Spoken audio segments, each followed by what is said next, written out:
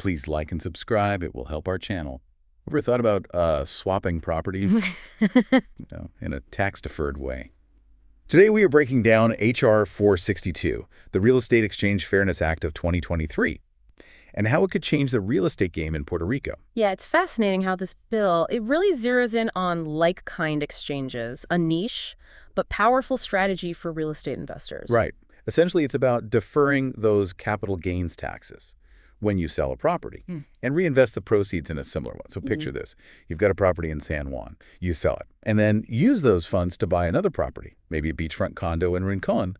If it qualifies as a like-kind exchange, boom, you could potentially avoid a hefty tax bill right away. Exactly. It's a tool that can fuel long-term growth, especially for those looking to expand their real estate portfolio. Now, the interesting thing is this bill. It was introduced by Jennifer González-Colón, Puerto Rico's resident commissioner, and it aims to change how this tax strategy applies to the island. That's where things get interesting. For those who may not know, the resident commissioner represents Puerto Rico in the U.S. House of Representatives, but they don't have the same voting power as other representatives. Yeah, it's a unique position. And to understand the bill fully, it helps to understand the role. They have a voice in Congress, they can introduce bills, sit on committees, but when it comes to the final vote on a bill, they don't get a say. It's almost like a catch-22, right?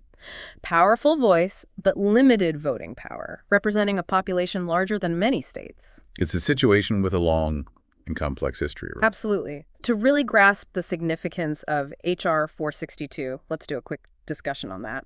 The resident commissioner position was created back in 1900 with the 4-Acre Act, which was a key piece of legislation. In the aftermath of the Spanish-American War, initially, it applied to both Puerto Rico and the Philippines, as both were newly acquired territories of the United States. Imagine that. One position for two vastly different places. Wow, I had no idea. So how did the role evolve over time? Well, at first, the resident commissioner couldn't even speak on the House floor or participate in committees. They had to fight for even the most basic level of influence. But gradually, over the years, they gained more rights and responsibilities. The Jones Act of 1917 granted U.S. citizenship to Puerto Ricans and further defined the resident commissioner's role. Then the Puerto Rico Federal Relations Act of 1950 solidified the island's status as a commonwealth and gave the resident commissioner more power to participate in the legislative process. So it's been this ongoing struggle for greater representation. Yeah. And this bill, in a way, connects to that ongoing story. Exactly. It raises questions about Puerto Rico's political status and its relationship with the mainland. Okay, that's fascinating. But let's shift gears and break down what H.R. 462 actually does. Right. Let's get into the nitty-gritty. Currently, Section 1031H of the Internal Revenue Code, the section dealing with these like-kind exchanges, specifically excludes Puerto Rico from being considered part of the United States for this purpose.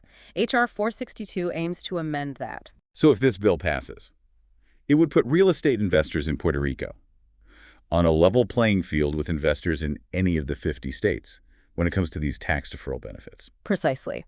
The bill was referred to the House Committee on Ways and Means back in January of 2023 and would apply to exchanges completed after its enactment. So it's still very much a work in progress.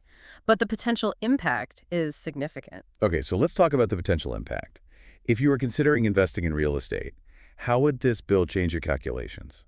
Well, for starters, it could make Puerto Rico a much more attractive option for investors looking to leverage the benefits of like-kind exchanges.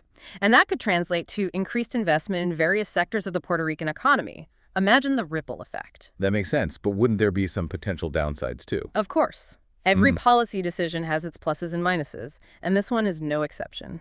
Some argue that the bill might primarily benefit wealthy investors and developers and do little to address the needs of everyday Puerto Ricans, particularly those struggling with housing affordability. So it's not as simple as just saying more investment is always good. Exactly. It's about understanding the nuances, the potential winners and losers, and how this bill might play out in the real world. And that's where things get really interesting, because it ties into the broader debate about Puerto Rico's future. Okay, so this is clearly much bigger than just a real estate thing. It's about economics, politics, and the whole conversations surrounding Puerto Rico's relationship with the mainland. Absolutely. And to understand that complexity, we need to delve into the motivations and perspectives of the bill's sponsor, Jennifer González-Colón. Okay, that sounds like a great place to pick up in the next part. So we've unpacked the bill itself and the historical context, but what's really fascinating is how this bill on the surface about real estate, ties into this larger question of Puerto Rico's place within the U.S. Right. It's like this one. Seemingly technical tax code amendment has the potential to open up a whole can of worms. When it comes to Puerto Rico's political and economic future, Exactly. And that's where understanding Jennifer González-Colón, the resident commissioner who introduced the bill, becomes crucial. She's a fascinating figure in all of this. okay, so tell me more about her. We mentioned she's the first woman to hold this position. What else stands out about her? Well, she's been a strong advocate for Puerto Rico's interests since she took office back in 2017. And remember, she's elected every 4 years. Unlike most representatives with their 2-year terms, that gives her more time to build relationships and work on long-term strategies. So it's a different kind of game she has to play in Congress, knowing she can't cast that final vote, but still needing to push for what she believes is best for Puerto Rico. It's a delicate balancing act. She's got to be a master negotiator, working within those limitations to get things done. And you see that reflected in her approach to H.R. 462. One of her key platforms has always been promoting economic development in Puerto Rico. Which makes sense. The island has faced some serious economic challenges in recent years. Exactly. And she sees this bill as a potential tool to attract investment, create jobs, and ultimately boost the island's economy. So it's that classic idea of a rising tide lifts all boats, hoping that increased investment will have positive ripple effects throughout the economy. But I guess the question is, will it actually work that way? Some people argue that trickle-down economics doesn't always benefit everyone equally right. That's a valid concern, and it's one that's been hotly debated, not just in Puerto Rico, but in economic circles worldwide. Critics of the bill worry that it might mainly benefit wealthy investors and developers, further exacerbating existing inequalities on the island. So it becomes a question of whose interests are being prioritized. Yeah. And who might get left behind. Right, and that's why this bill has sparked such passionate discussions. It touches on deep-rooted issues of economic justice and who benefits from development. Okay, so let's play devil's advocate for a second. What are the arguments in favor of the bill, beyond just the potential economic benefits? Wow. Supporters of the bill argue that it's about fairness. They say, look, Puerto Ricans are U.S. citizens. They pay federal taxes, in some cases even without the same voting rights. So why shouldn't they have access to the same tax incentives as anyone else? So it's like saying, if we're going to be treated as part of the U.S. for some things, we should be treated as part of it for all things. Exactly. And that argument resonates with a lot of people. It's about creating a level playing field, ensuring that Puerto Rico isn't being unfairly disadvantaged when it comes to economic opportunities. But then you have the counter argument that says, sure, maybe this specific tax break creates a level playing field, Yeah. but the playing field itself is tilted because of Puerto Rico's unique political status. Right. And that gets to the heart of the matter.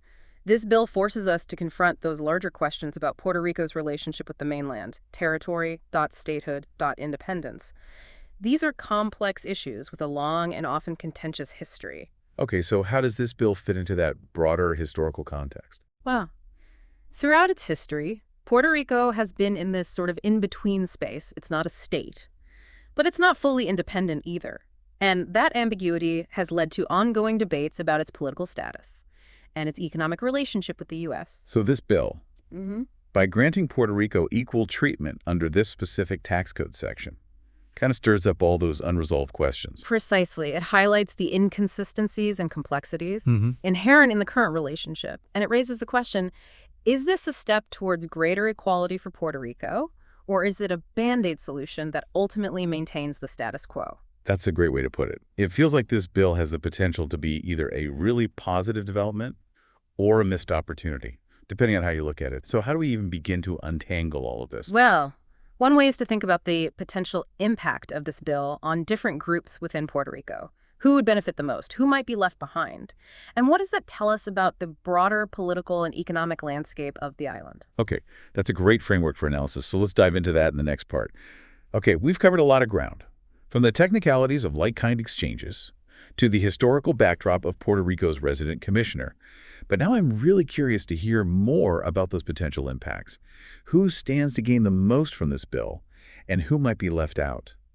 That's the million-dollar question, isn't it? And it's one that has folks in Puerto Rico talking. On the one hand, you've got real estate developers, investors, those with the capital to be making these kinds of property swaps, who see H.R. 462 as a potential gold mine. Think about it. If you're looking to expand your portfolio and this bill makes Puerto Rico more attractive, suddenly you've got a whole new market with potential tax advantages. So you're saying this could be a game changer for certain segments of the real estate industry? Absolutely. You might see a surge in investment in tourism-related real estate, hotels, resorts, vacation rentals, maybe even an uptick in development of luxury condos, aimed at mainland buyers seeking a tropical escape and a tax break. That makes sense. But what about the average Puerto Rican? How would this bill impact someone who's just trying to afford a decent place to live? That's where things get trickier. Critics argue that this kind of investment-focused approach often fails to address the needs of everyday people, particularly those struggling with rising housing costs. They worry that increased demand, fueled by these tax incentives, could actually push prices even higher, making it harder for locals to buy or rent. So it's that classic tension between economic development and affordability, playing out on an island with a unique set of challenges. Exactly. And it's why this bill has become such a focal point. For broader conversations about Puerto Rico's future, some see it as a potential stepping stone towards economic parity with the mainland, a way to attract much-needed investment and create jobs. Others fear it'll just exacerbate existing inequalities, benefiting the wealthy at the expense of the most vulnerable. So it all boils down to whose vision for Puerto Rico's future prevails, right? That's the crux of it. And it's a debate that's likely to intensify. As this bill works its way through Congress, Jennifer González-Colón, by introducing this bill, has positioned herself as a champion of economic growth. But she's also drawn criticism for potentially overlooking the needs of everyday Puerto Ricans. It'll be interesting to see how she navigates these competing pressures and how the island's residents respond.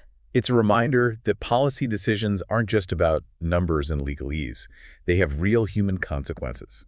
And in this case, those consequences are intertwined with a long and complex history of political and economic entanglement between Puerto Rico and the mainland. Well said.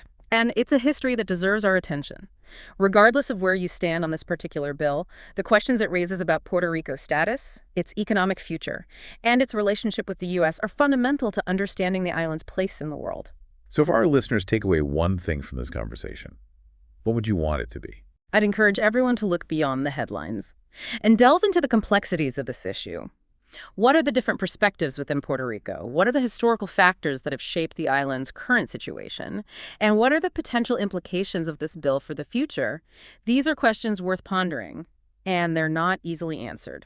I agree. It's a topic that demands our attention and critical thinking.